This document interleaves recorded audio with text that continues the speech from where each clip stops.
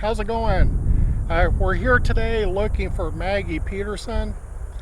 She's the one that was the only daughter of Briscoe Darling. And you might remember that she had that mad crush on Sheriff Taylor.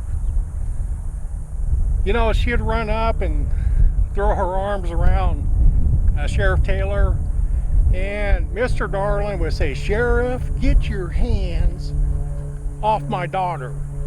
And Charlene would usually say, "Oh, Paul, can't I even look at the pretty man?" Well, let's see if we can find her.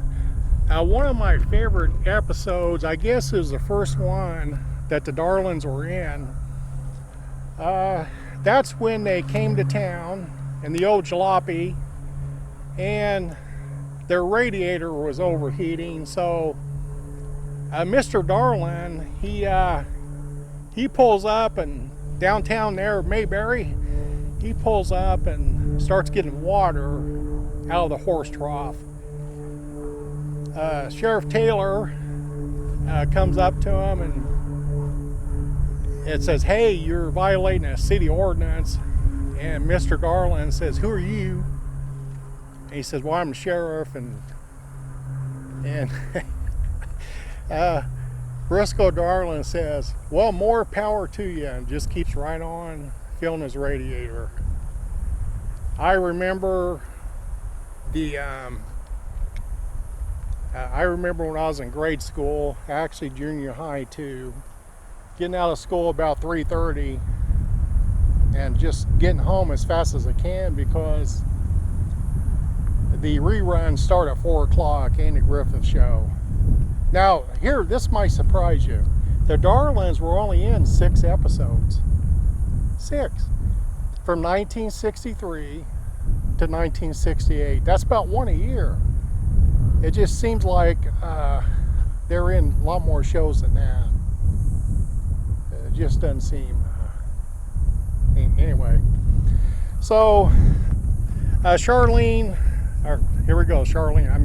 Maggie starts out life as a musician. Now, her brother was in a band, and he had an influence on her, so she joins his band and improves as a musician, as a singer.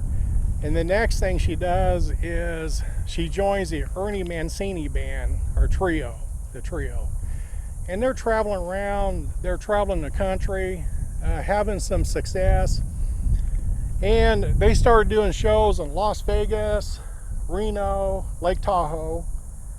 In fact, there's times when the Rat Pack, Frank Sinatra and those guys would be in the audience. So what happens, the way Charlene, here we go. Maggie, the way she's discovered is Bob Sweeney, who was the director of the Andy Griffith Show, and Aaron Rubin, who was a producer. They go to one of the shows and they notice Maggie. Now, they weren't much interested in her singing, but what they did like about her, what stood out to them, is her looks. You can't blame them, right? Is her looks. She had that down-home, innocent country girl look, and they thought, hey, we got a character.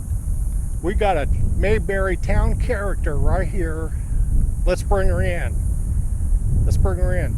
So she goes in to Hollywood and reads for the part of Ellie Walker. You might remember Ellie Walker was Andy Taylor's first girlfriend. She reads for that part, doesn't get it because they end up bringing in Eleanor Donahue, who had much more acting experience, so they went with her. So this is how she ends up as the daughter of Briscoe Darling, or Darling, one or the other, however you want to say it. During the off season, now we're getting around 1968. 1968. During the off season, Andy would travel to Lake Tahoe, Las Vegas, Reno, and he had a comedian act. So he hires Maggie to be his opening act. Now this is where she meets her husband. His name is Gus Mancuso.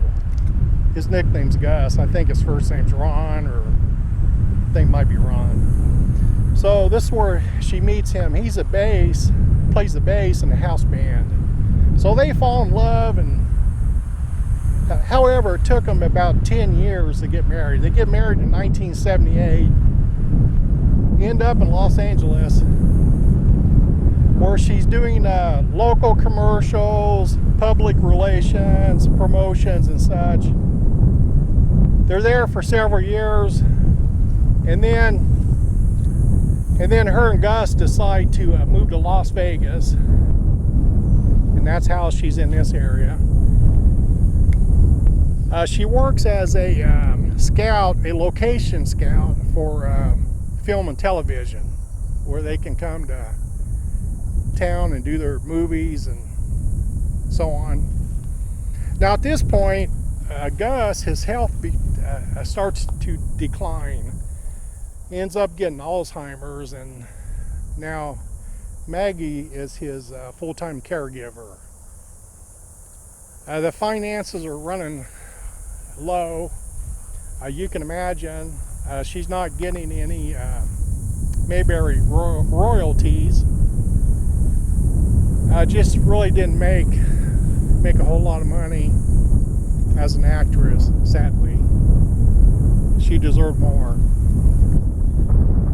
Now he eventually dies. This is 2021.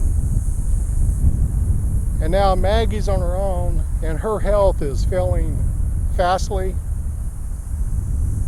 And she has weak legs. And this causes her to fall, and she breaks her shoulder and has to have surgery. Then later on, she falls again and hurts her ankle and has to have surgery for that. She has this nephew. His name's Ben. She has a nephew and a niece, and they start a GoFundMe campaign to help her out. I certainly would have donated if I'd known, no question. So then her health got to the point where she needed more care. So now she's in Las Vegas, and she's in assisted living. Had I known that and where, I would have went to see her. I would have visited with her. Not to ask for an autograph and all that, but to let her know that there are a whole lot of fans that love her and care. I wish I had known where she was at. Okay, here we go. Finally, I had to go to the office to ask, because Charlene, or Maggie's name, isn't on the stone. They'll change it soon, I hope.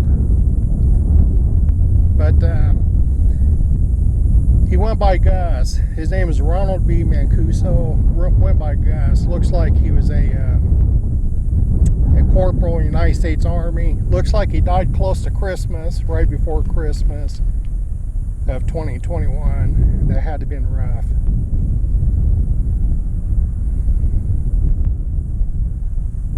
Maggie Peterson.